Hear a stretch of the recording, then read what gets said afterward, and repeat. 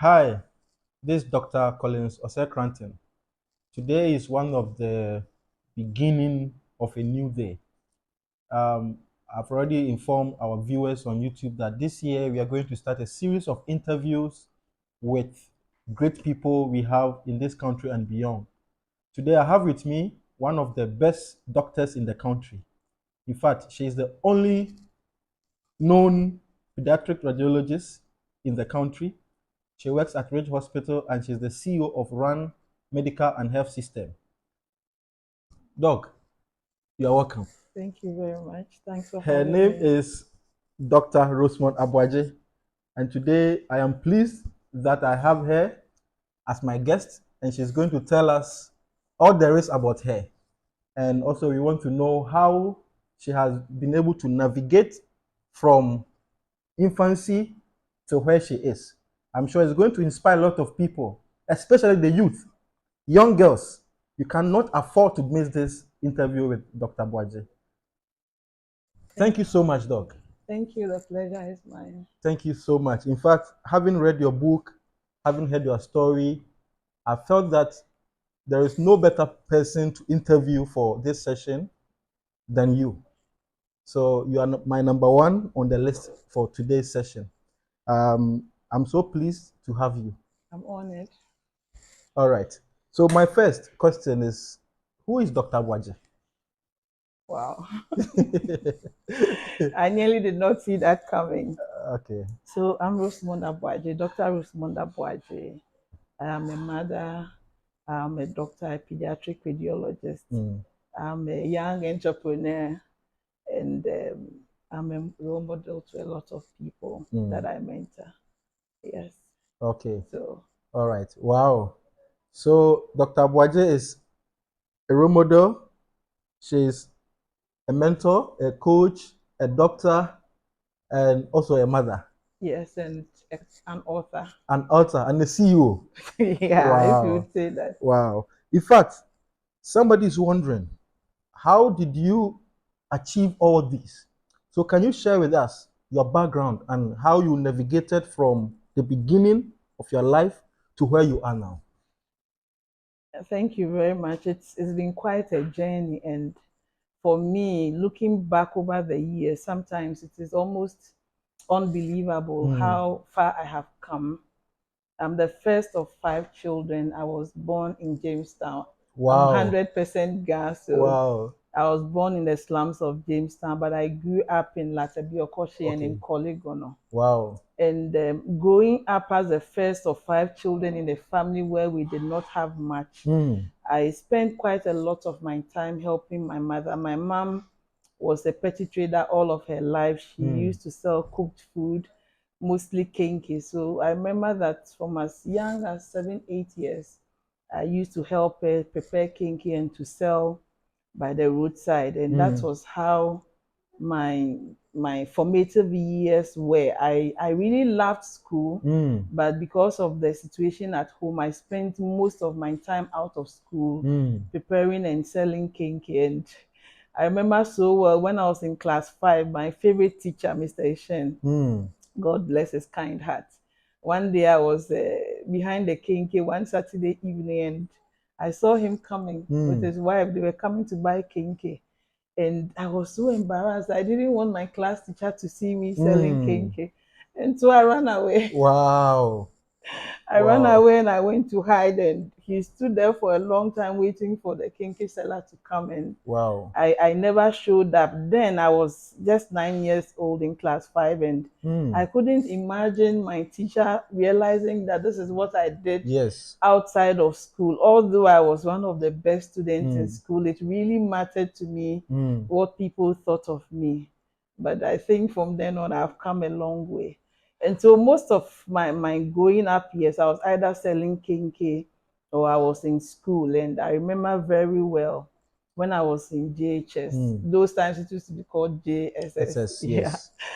So in my final year, all of my mates were going for extra classes, but of course I couldn't go. When I came home from school, I would have to help prepare Kenkey and then go sell by the roadside. And I had this friend of mine, let me call her Abigail. Yeah. She would come every evening after classes and sit by me behind the Kenkey, and then she would teach me the things that she had been taught in extra classes. And so it was one day that her father found her with me. And he was very upset and told her never to come teach me again. Wow. Yeah. And coincidentally, Abigail's mother was working at WAEC. Okay. So when our results came, she asked for my index number so that she could check. Yes. You know, those days, it took a while before the results would come to the school. So if you had connections, somebody could check for you. The results, yes. Yeah, so she took my index number, and the day she bought the results, she sent her daughter for me that I want to see your friend, go get her. And so I went and I sat in the hall waiting for the mother to come out and tell me my results. And I was afraid, I was a bit scared because I had met her husband a few months back and he had told his daughter not to associate with me. And as I sat there waiting for the woman to come out of the room, her husband came first. And you can just imagine, I was so scared. But he looked at me and he was like, isn't that the Kenkey seller's daughter? And then his daughter was like, yes.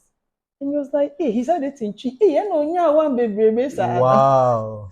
And how come she got so many all ones? Yes. And that was one of the turning moments in my life. I realized that it did not matter what other people thought of you, what you thought of yourself, and the plan you have is the most important thing. Once you stuck to it and employ everything you have, all the arsenals in your toolbox, you would get to your destination. Wow. Yeah. In fact, having heard your story and also read the story, I think it's the same thing I read from the book. So you were a Kenkey seller. Yes, I was. Your mom was selling Kenkey. Yes. And you were supporting your mom to sell Kenkey. All the way to university and medical school. Wow. At what age did you start selling Kenkey? I must have been about 7 years old. 7 years? Yes, in Kolegono. There was this very popular wache joint called Barcelona Wache. Okay. And I used to sell right next to Barcelona Wache. Wow. So those who know Kolegono very well on the Papillon Road, I'm sure people know. How did the Kenkey seller how did you navigate as a Kenkey seller all the way through medical school to specialist course, now the only known pediatric radiologist in Ghana? This is remarkable. Well, yes, but I think that I got a lot of help. I was very determined. I remember that as early as 5 years old, I wanted to be a doctor, but my relatives had told me that even as young as 2 years, I always would say that I would be a doctor. And for me, back then, when I was just about 5 years old, it was me seeing doctors in the hospital, the way they went about their work. It was beautiful to me. I felt it was really noble. But when I was about 9 years, I started reading. And there were a couple of books I read that really whipped up my appetite for the profession. I read this book called Every Woman. Every Woman, okay. Yes, and then I remember that book. Yes, it's a very popular gynecological book. And then I read What Every Boy Should Know, What Every Girl Should Know. It was also written by one Dr. Green, and I really was amazed at the things I was reading, and I was like, no, I want to go into this field. So that reinforced my desire to be a doctor. And I remember when I used to live in Kolegona, I would walk about 2 kilometers every day with my younger brothers to school. You were walking to school? Yes, I was walking 2 kilometers every morning? Every morning. Every morning. Wow. And when I was in class 5, I was 9 years then. So my brother, the first brother must have been 6, and the second one would be 4 or 3 years. And I would hold their hands on either side and would walk all the way from Kolegono to Latebiokoshi. And we always went through the hospital and would always invariably pass by the medical school buses. Yes. And every time I passed by them or they passed by me, I would say in my heart that one day I'm going to sit in this bus. I'm going to be a medical student and I'm going to be a doctor. Wow. And so that desire and passion was there. Wow. Anytime I hit a roadblock, anytime things looked that they were impossible, I just kept that end in mind that I was going to be a doctor. And I would always pray to God and tell him that I didn't know how he was going to do it, but this is what I want, and so he should help me. And one of my favorite verses growing up, it was even in the book, for the Lord God will help me, therefore will I not be confounded. Therefore have I set my face like a flint. Wow. And I know that I will not be ashamed. So anytime the road became too tough, too rough, I would go back to God and I'll remind him of his promises. And that was one of the things that kept me going. In fact, you are a living scripture. In fact, you have never been ashamed. And I believe God has great things ahead for you. So we know that in our society, doctors breed doctors. In other words, doctors train their children to be doctors. Lawyers train their children to be lawyers. But you were a Kenkey seller. Yes. Let me ask this. Was there any doctor in your family? No, there wasn't. And I remember very well when I went for my medical school interview, the panel, they asked me, do you know any doctor? Do you have any doctors Yes, that's in a your common family? interview, a medical interview. And I told them that no, the only doctor I knew was my pastor's wife. Oh, okay. So you knew your pastor's wife was a doctor? Yes, she was an ophthalmologist. Okay. Yes, she was an ophthalmologist. Okay. But I think the interview went well because I was taken.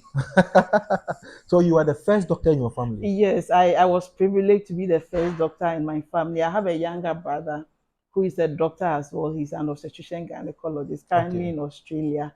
And I have a few other cousins who are doctors. Oh, because of you? Well, hopefully, yes. But they did come after me. Wow, this is so inspiring. I know the road has not been easy. From being a Kenkey seller, your mother is a Kenkey seller, no doctor, the financial difficulties you have gone through because you have to be selling Kenkey at the age of 7. What are some of the obstacles you encountered, and how did you overcome these obstacles? Thank you very much. So I'm sure you know without even thinking twice that I did have a lot of financial difficulties.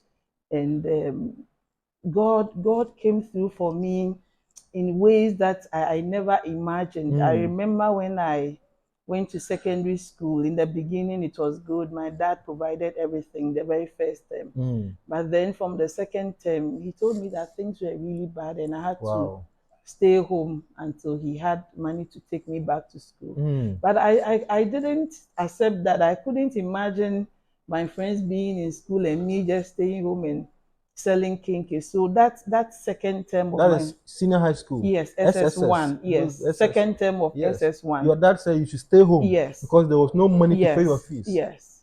Wow. And that day, it was one of the saddest days of my life. But after I had finished choir, I wiped my tears. And then I had some money. I used to go to church. I was very vibrant in church. So you were a church girl? Yes. Was it because I've always been a church girl. Was it because of the Kenkey? No. They were two separate things, actually. Okay.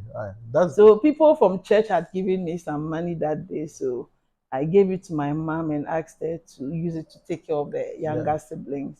And I took just enough to take me from Kaneshi Market, Cape Coast Station to Agri Memorial. I went to Ghana National, so you take a bus to Agri Memorial and then you take a taxi from there to Ghana National. But that day I had just enough to take me to Agri, and then I walked the rest of the way to Ghana National. I didn't have anything. You walked? I walked from Agri Memorial to my school in Ghana National. I didn't have anything to carry. There was no food, nothing. So you went to school without any food, no pocket money? No. Wow, that means you're really determined. Yes. Wow. I didn't see any other way. And so I went to school like that. I would eat dining hall food. Sometimes when I was hungry, my friends would feed me. I had teachers who were really kind. They were running all kinds of private classes, and they all allowed me to join for free. Wow. Yes. Wow. I was really privileged. God brought a lot of people my way who helped me. They are not blessed people. We are just helped people. And so all these people helped me. Some encouraged me. Sometimes I was really discouraged, and God would always bring somebody to say a word of encouragement to me. And so that very term, I was start to go home for fees. Wow. Yes. And when I was start to go home, I knew that if I went back home, we used to live in Latebiokoshi with my mom. if I went back home, there were chances that I would never be Come able back. to come back because even you were told to stay. Yes, and I you went. and now they have Yes. asked you to come home. Okay. Yeah. So I decided that I wasn't going to go home, but my dad was living in Konongo at the time. Okay. So I borrowed money from one of my friends, and then I picked a trotro from Cape Coast. And to go to Konongo, apparently I had to go through Kumasi. Kumasi.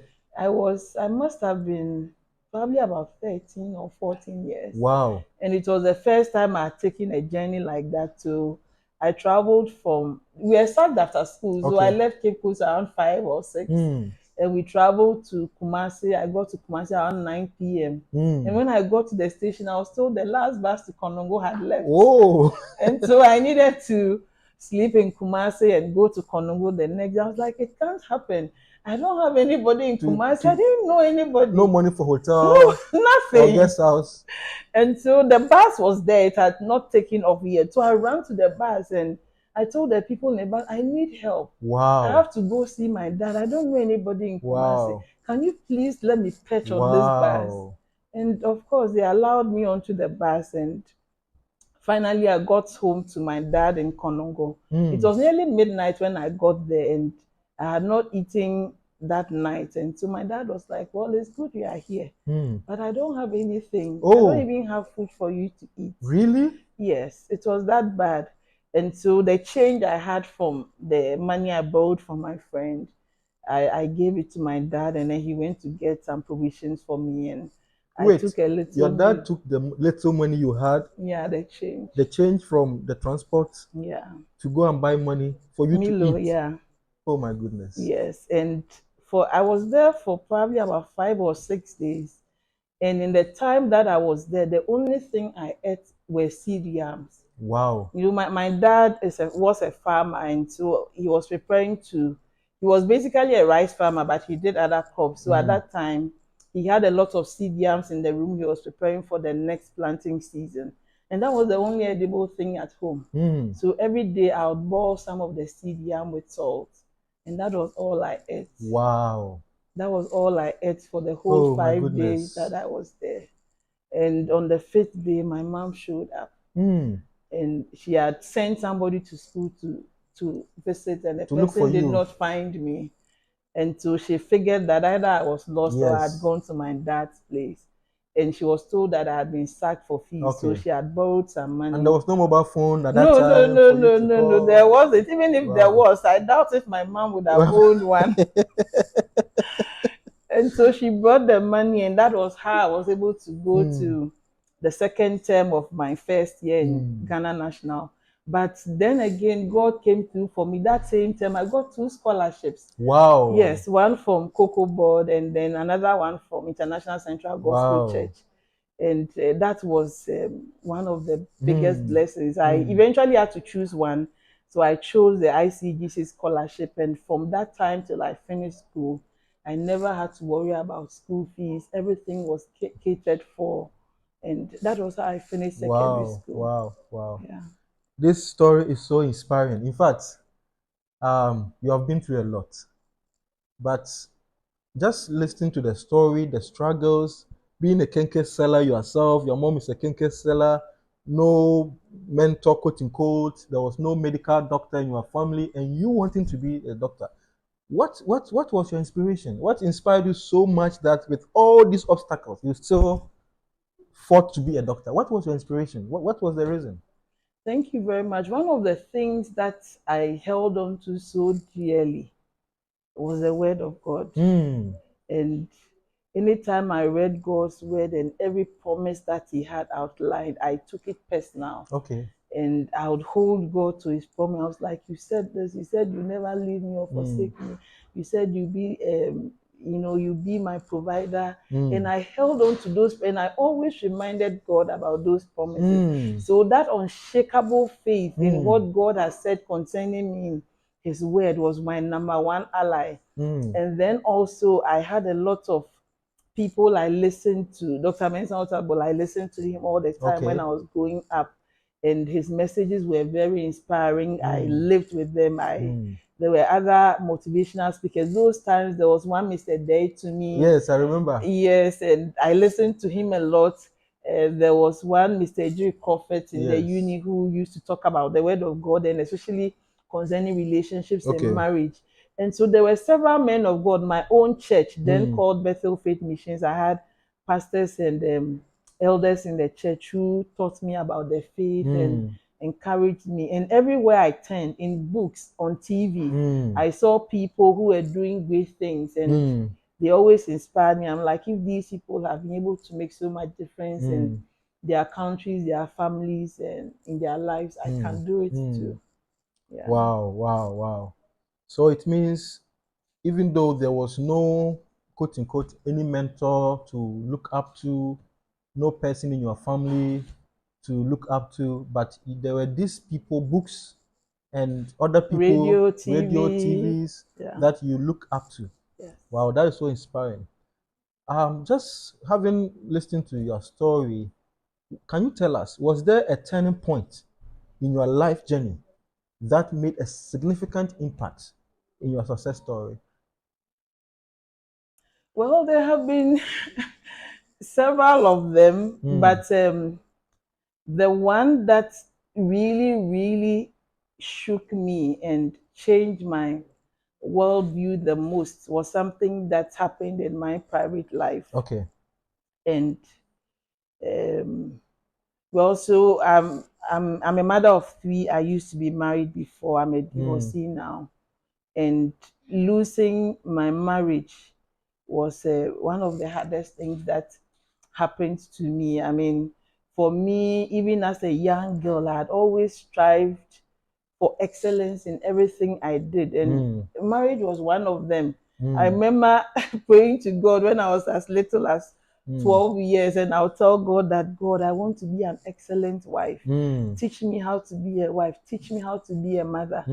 And I spent quite a bit of my formative years learning how to be that person. And so marriage to me was very important. And when I realized that despite all the effort and all the preparation, the marriage still failed, it was really a big blow. And it was easily a place to have given up on all the things that I had believed in. But you know, sometimes the things that do not kill you, they only make you stronger. Strong.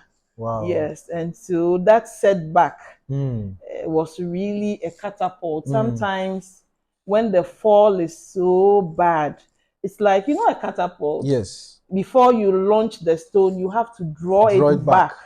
And sometimes the further you draw it back, the further you are able to launch that stone. Yes. And so it was really bad, but some way, somehow, it catapulted me into the next phase of my life. And if I had to do it all over again, the things I have learned and the lessons that I'm equipped with today, there was no way I would have learned them in the classroom. It was only in the crucible of an abusive marriage and then the victory of coming out of it alive that would have taught me those lessons. Wow. Yeah. So sorry about that. I think it's more of a personal aspect, which I will not want to go deeper into. Thank you. But I think it's a story that needs to be heard by all people, even those who believe divorce has probably caused the end of their life. Yes. But sorry about that anyway. It's okay. So my next question to you, Dr. Abwaje, will be, with all the stories you are telling us, do you think there was any quality or skills you possess that has contributed to all these achievements we are talking about today? Well, I'll try to answer it, but I'm sure the people that live with me probably would be able to tell a better story. But for me, I remember very well that I had this inner determination that I was going to make it no matter what the odds were. I was just focused and determined. So focus and determination were one of the most important things. I had my eye on the goal and I would not look anywhere. And I think the grace of God helped me. It protected me from all those things that could easily have derailed me from the path I had set for myself. There were temptations. I mean, I was a young girl. Even back then, when I was very young, I was still beautiful, and a lot of men approached me. People would offer that, oh, me person, me no you know, I'm going to take care of you. But some way, somehow, I was so convinced that I could do it with Without God them. and with my determination, without having to compromise my standards. And it was just by the grace of God, because things were really, really difficult. And then also, you know, we depend on God, but really God uses human beings. Yes. And so I was privileged to come across people. People are one of the most important resources you can ever have. People who were willing to help, people who believed in my dream, my capabilities, and total strangers. They helped me. And I think that I'm just a product of grace. And Wow. many times when I came to that point where it was easy for me to have given up, then God just works a miracle. Wow. Yes, and so it was just one miracle after the other. And so now I've come to the conclusion that I couldn't have been just lucky. It was just a path that God has set for me. It was a training ground. And maybe now is the time for me to use my experiences to impact others. Wow. So I understand from what you said that you were determined, you were focused, and there was a bit of resilience. You didn't want to give up. And a lot of hard work. And sometimes, like the passage said, you have to set your face like a flint. Some of the things are very uncomfortable. I remember when I was in first year of the university and I didn't have a place to stay. Wow. I was going to ask you that story because I read it from your book. Yes. So in my second year, I didn't have a place to stay, but I was still determined to continue. And so in the beginning, I would travel from our family house at Latebiokoshi to Legon every day for lectures. But then when I closed lectures, I wouldn't go home immediately. The money that was given me was barely enough for transport. So I was hungry all the time. Wow. And I'm like, I can't live this way. I'll disappear. And so every day after lectures, I would go to the female hostels and I would knock on every single door. And my story was always the same. Wow. Please, I need a place to pitch. Do you have a place? So you did not even have a place to sleep when you were in medical school, the university? No, in the university, second year of the university. Wow. Yes. So I did that for a couple of weeks. I started from Saba Annex, the female hostel, and I worked my way from there to Legon Hall. And so one day I was in Legon Hall and I knocked on the door. And luckily for me, there was a medical student who was just going for vacation. You know, those days, the medical students, their timetable was different from the regular students. And so she was like, okay, I'm going for vacation for 3 weeks, so you can stay here for 3 weeks. And so I had a bed for 3 weeks, but 3 weeks came very fast. And then she came back and I didn't have a place to stay, but I was determined not to give up. So I left my things in the room. In the mornings, I'll bath, I'll change, I'll go for lectures. In the evenings, I'll come and bath. Then I'll go to the men's and Sabbath dining hall. I would have group discussions with my friends. And then when it was late and everybody else left, I'll put my head on the table. Wow. So you were sleeping? Yes, I was sleeping in the dining hall. Dining hall? Yes. At the university? Yes, Sabbath. Oh my goodness. Yeah, at Sabbath Hall, dining hall. And I did that for the rest of the semester. But I was determined not to make that journey every day. It was too tiring. I couldn't study with my friends. I was always hungry. And so I felt that what I did was the best thing I could have done under the circumstances. Wow. I think now that you have your own home, you should have 5 beds. You can only sleep on one bed. You should have 5 beds in your bedroom. You put one leg here, one leg there, and sleep. Oh my goodness. Yeah. Wow. In fact, your story is so touching. Like when I listen to you and all the things you went through, somebody who's watching will be thinking, is this true? Wow. In fact, this is I think in your book you made mention of one time you got sick and you had to be admitted at the hospital. Can you brief us on that? Yes, thank you. So that happened in the first term of my second year in the university. And at the time, I still didn't have accommodation, but this time I became more radical in my approach. So I was officially assigned to Volta Hall. Okay. And so in that first term of my second year, I found a room in Volta Hall where there was a bed that had not been assigned. So I moved in. Nobody asked you to move in? No, I just asked the people in the bed. They like, oh, it's not been assigned. I'm like, oh, really? I need a place to sleep. You were more aggressive. Yes, I moved in. Wow.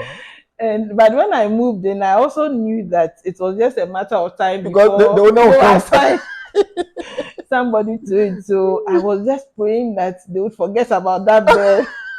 And then when I was praying about that, I suddenly took ill, and I was admitted at Legon Hospital. And the doctors then said it was cellulitis of my left leg. And it was pretty bad. At a point, they had to call my parents to come. So you're a doctor, so somebody is now I know better. Okay, so cellulitis is an infection. You know, we have our skin, and then we have the subcutaneous layer. Yes. It's also part of the skin, under the skin. So when you have an infection that affects the skin and the subcutaneous layer, we call that cellulitis. It can affect any part of your body, but for me, it affected my left leg, and it became pretty bad. And my dad was called in to come for me. So he came to pick me up with a car, and I was admitted at Accra Government Hospital. But I took a turn for the worse. Sometimes the infection can move from the site into your bloodstream. We call that septicemia. So that happened to me. It went into my bloodstream. I started breaking down my red blood cells. We call that intravascular hemolysis. And at a point, my urine was like coke. Wow. We call that black water fever. And when you are at that point, you can have several complications. Your whole system can shut down, including your vital organs. And so I was at that state, and suddenly I went off for days. Honestly, I have to ask my father. So you went into coma? Yes, I went off for days. And I didn't remember what happened when I was off. Oh, but you mean you were in comatose? Yes. Wow. I was just lying there unresponsive, nothing. Wow. For days. Wow. And when I came to, I was singing. Wow. And when I opened my eyes, it was a female ward, not a very big ward, but it was a female ward. And when I came to, everybody in the ward was watching me. Wow. And they were crying. Wow. And they were like, we thought you were not going to make it. Wow. And that was the day I started to recover. Wow. And so I think after about a week, I managed to convince the doctor who was taking care of me that I needed to go back to school. Wow. I needed to make the selection for medical school. So she discharged me, although I was not very well. And I went back to school. And it was at that point that I decided to become more aggressive in my search for accommodation. So with my very swollen, very painful leg, I walked about 1.5 kilometers from Volta Hall to my house mistress's. Even in that condition? Yes. I walked to her home. I wanted to ask her for help. When I got there, she wasn't there. But I met a house help. And I told her house help that my name is Usman Hammond. Then I was Hammond. Okay. And I'm affiliated to Volta Hall. I'm very sick. Look at my leg. It's so swollen, and it's hard for me to walk, and I have to go to lectures, and I don't have a bed. I don't have a place to stay. So please tell your madam that I need help. That was a Saturday, and the following Monday, I was summoned to the house mistress's office, and I got my official accommodation. And so one of the things that that experience taught me, is that sometimes you just need to ask for help. When you need help, ask for it. The worst that would happen is that the person would say no to you, but then you could just get what you are asking for. Wow, this is so inspiring. Yeah. So now this is back in medical school, or before medical school? Before medical school. So how did you become the only pediatric radiologist in the country? And how? I mean, even though we know you've gone to medical school, after medical school, what inspired you to even specialize and become a radiologist? Thank you very much. So when I was after medical, I went to med school because I wanted to be a gynecologist, obstetrician gynecologist. Okay. So you wanted to be a gynecologist? Yes. Okay. Yes. I think all of us at a point. I also wanted to be a neurosurgeon. Oh, okay. So life happens, right? Yes. But it wasn't until my first year in house job that I got introduced to radiology. And I'm like, oh, this sounds really exciting. I love what they do. I really wish I could be a part of that fraternity. So suddenly I was faced with the two options, whether to pursue radiology or obs and gynae. And I took it to God in prayer. Okay. And the other thing I did was I told God that I was going to do 1 year of obs and gynae at Ridge Hospital as a medical officer. And I would convince myself that really I did not want to pursue it as a career anymore.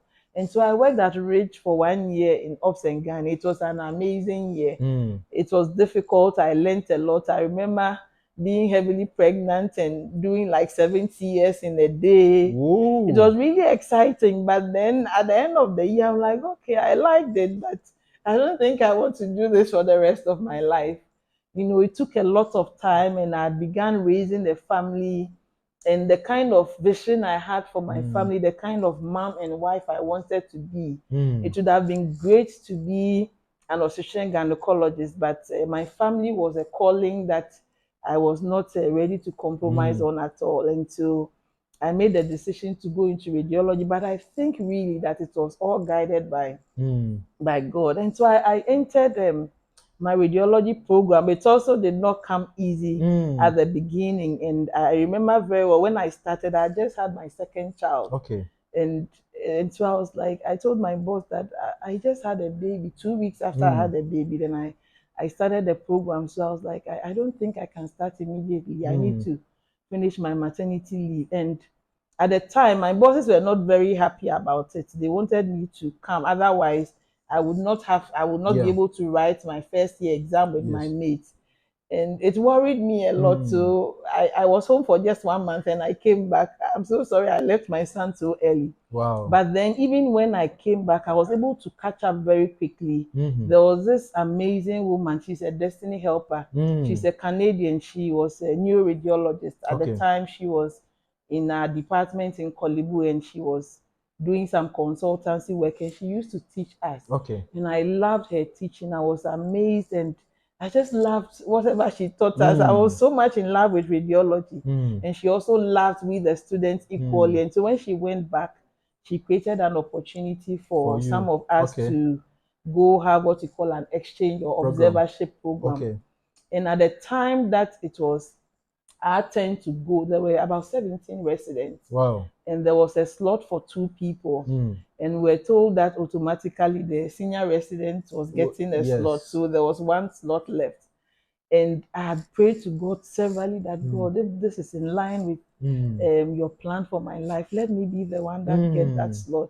I remember walking through the streets of Mamprobi at dawn, praying all the time. Yes, I prayed That's about for the slot. Yes, I prayed about it a lot. And so the day to choose who would go came. And what my group decided to do was to put blank pieces of paper. We fold it. Yeah, to ballot. Yeah, to ballot. And then so there were 16 blank pieces of paper and 1 with a yes on it. Ooh. And they mixed it all together. And so you have to choose one. Everybody would pick one. Wow. And so after like 5 or 6 people had gone to pick, I went and I put my hand in it. And you chose the yes? Yes. Oh my goodness. Wow. So you can see God's hand. And that is how I got the observership slot to Canada. I went with my senior resident then, Dr. Jackson, and I remember telling him that, Dr. Jackson, this place that we have come, it's like an interview. We have to put our best foot forward. So like, we really worked hard. Even when they gave assignment to their own residents, we are not supposed to be part, that we'll do it. And I'm like, you never know where this opportunity would lead. And so when we came back, we applied for fellowship. And God being so good, we got it. I actually got 2 fellowships. But wow. Yes, the pediatric radiology and then neuroradiology. But eventually, because of family issues, I had to forgo the neuroradiology and come back. So that was how I became the first pediatric. Wow. So it is not me. It must have been a divine hand. Yeah. So right now, as we speak, the whole Ghana, you are the only pediatrics radiologist. As far as you know. Yeah. Wow. This is so inspiring. In fact, before I go on to ask you something significant, which probably will be my last but one question. Tell us about RAN. You're also a CEO. How did it start, RAN? Well, thank you Run very much. Medical Around medical imaging and and health Health systems. Systems. Yes. So back when I was working in Kolibu, I used to work in the hospital and in various private places around Kolibu. Okay. And many times I saw very sick people come from Kaswa and its environment, some as far as Winneba. They would come to Kolibu for diagnosis. And sometimes they were so critically ill that I would have to pick a phone and call my colleagues in Kolibu and tell them that I have a patient, she's really bad, I can't send her back. So I'm referring her to you. And I sat down, I'm like, these people in Kaswa and Winneba, they also need specialist radiology care. So for them to have to come all the way, take transport, suffer the inconvenience, why don't I just set up a place like that here in Kaswa? And that is how that vision was born. Wow. Yes. Wow. Yeah. This is so amazing. I'm sure a lot of people have heard about RAN, and definitely we will talk more about that later, maybe in another series. Okay. But now my last question to you is, Dr. Waje, with all the things you have been through, the stories and all, what will you tell the youth? The youth. Thank you very much. And so for every young person, boy or girl out there watching me, your story may be similar to mine. It may even be different, but some way, somehow, you have a lesson to pick from my story.